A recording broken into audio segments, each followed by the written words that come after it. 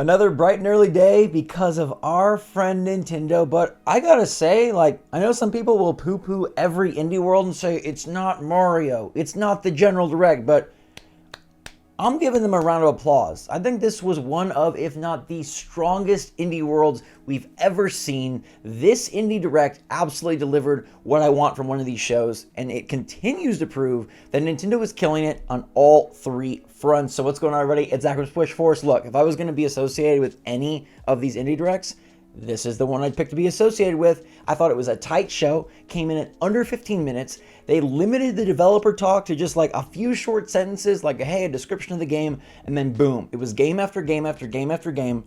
And I thought it was a really strong showing of games. And yes, of course, this is the Indie Direct that I was hinting at. This is the hashtag Trust SwitchForce moment. It was confirmed. It happened. It was a real thing. And bada boom, I hope you enjoyed the show. I thought this lineup was pretty darn strong. I was like, okay, most people are going to have a good time with this. I wanted to bring you some exciting info and let you know, like, hey, get ready to get some games on your Switch and Switch 2. And here we go. Let's run through everything it had to offer.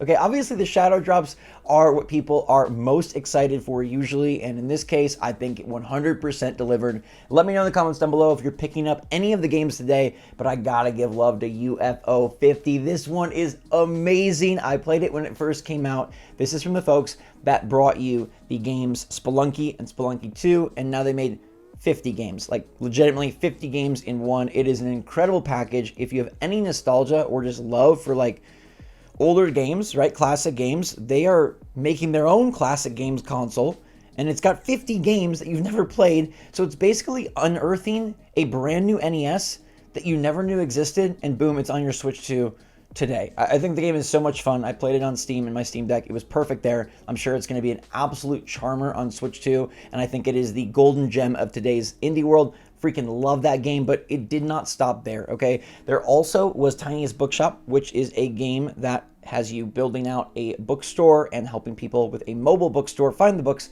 that they want to get. That one's probably more niche, cozy game. I think Is This Seat Taken is going to appeal to like my 10-year-old self, right? This is basically Logic Puzzle, the game where you're trying to deduce who needs to be in what seat. And I think it's just a really fun concept. I love the art style. It's almost like snipper clips reduced a little bit, but then given like the puzzle format instead of more of an action format. It just really had every type of game you could want, and I didn't think any of them looked like duds, right? There's a lot of indie worlds where it's like, okay, all these games look so similar, all these games feel repetitive, they feel boring, they feel like, how could I play this? And look, I'll acknowledge, we don't know the quality of some of these games. It's tough to look at an indie game and say like, okay, do I want to play Herdling? I think Herdling looks pretty cool as you usher these animals up the mountain. I think the graphics look pretty nice. It's a Switch 2 one. I mean, it seems like it's going to be a good time, but honestly, it could be not great. It could be completely mediocre. Well Dweller, a game from the people that brought us the Crypt Custodian, which I think is a strong roguelite. I don't think it's one of the best, but it's a strong roguelite on Switch. This game looks like it could be good, but also we have to wait and see how it plays because it could be poor. Now, something like Content Warning we know has become a hit on the streams and in the Steam sphere. That'll be a great one for 2026. Has you uploading to SpookTube, which as a YouTuber I find hilarious and a really cool concept, recording monsters with your friends and then bringing them to the world as you upgrade your characters. We also did get Little Kitty Big City DLC today. Picture Perfect update, that is also dropping as sort of a shadow drop, but just an update to an already existing game. Ultimate Sheep Raccoon coming out this winter. I know I'm flying through stuff, but that's how it works sometimes with these indie worlds, and thankfully this one moved with speed. This is the follow-up to Ultimate Chicken Horse, except it's bike racing through crazy courses with obstacles. That one got a winter date. Ball Pit is one of my most anticipated indie games, and that got an October 15th date on Switch 1. But the weird anomaly of the day was this game getting 2 separate dates, okay? And I did not like to see this. I think this is going to still be like a slight hiccup for certain titles that are releasing soon.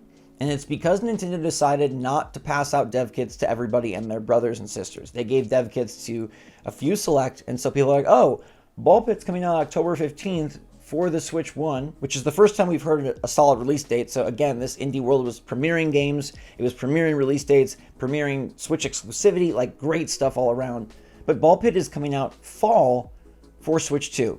Now, I don't know if that means like they're hoping they can hit October 15th, but they might not, or if that means that they're concretely not hitting October 15th, and so they're just going to try like by the end of November. Like, it's not winter 2025 like Ultimate Sheep Raccoon, it's Ball Pit coming fall 2025, but also October 15th. But like, you can play the Switch 1 version on your Switch 2, so this is where it gets kind of weird. And like, yeah, it's not going to have the performance upticks of the Switch 2, but do they need them? Like, how bad is Ball Pit going to run on Switch 1? I don't know. It's kind of a little bit crazy, and unfortunately, it's mucking up one of, I think, the best games in the show. Ball Pit, I played the demo on Steam.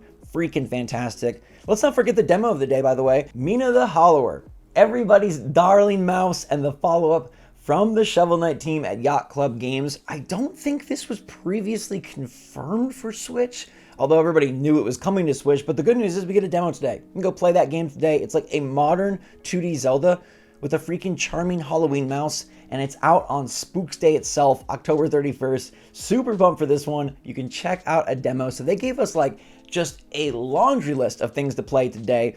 3 games, a demo, and a DLC. That is a lot. And again, if you're going to do an indie world, it's not the big show people want, but I think you got to drop it this way. I think you got to go hard. You got to go quick. A game like Neverway looks like it could be super exciting. It's part like sim, part RPG, part action title. Very spooky art style. A lot of spooky stuff today, but I felt like they all stayed in their own lane. And I'm going to give a special shout out to Go-Go Town, which probably nobody is going to mention. But if you're waiting for Animal Crossing, Go-Go Town might be what you're looking at. 2026 title that is one of those games, right? You know, it has you like exploring a town, building out your house. It could be very poor and maybe a quick cash in, but it also could be the thing that holds you over, and it could be the one that's like, hey, it's better than Tales of the Shire, which isn't too hard, but it might be the one that people play until AC Switch 2 actually does drop. Glacier also looked pretty cool, by the way.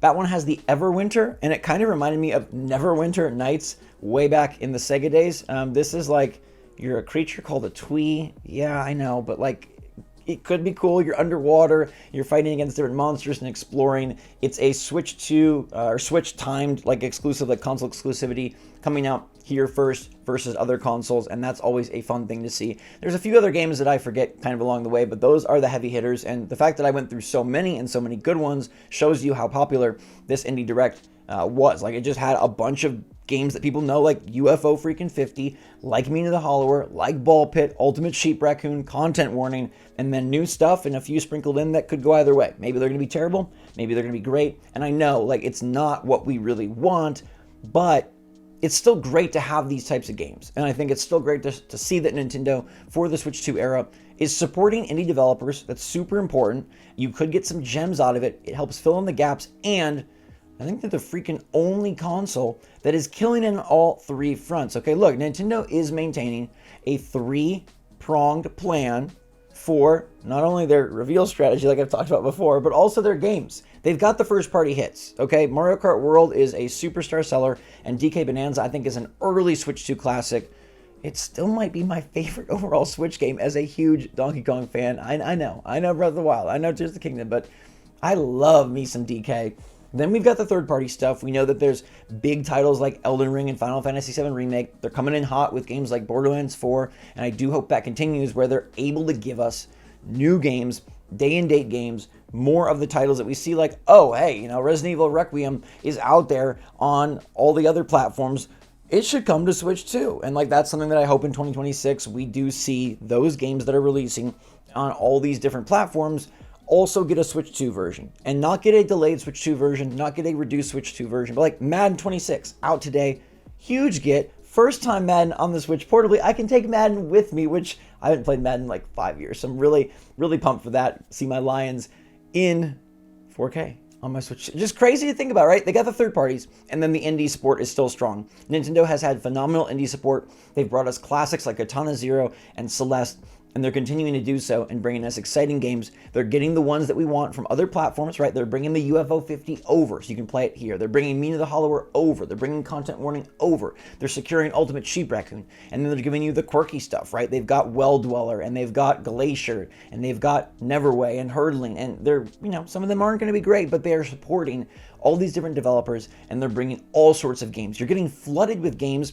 even if it started off a bit slow, I think the Switch 2 era is inevitably going to have an insane library, right? A bigger library than the Switch 1 because we have access to so many more titles, so many more developers and publishers that previously, like I can't make my game work on Switch 1. Oh, Switch 2 has that extra power? Boom. We're going to make it happen. And oh my gosh, did you see the sales of the Switch 1?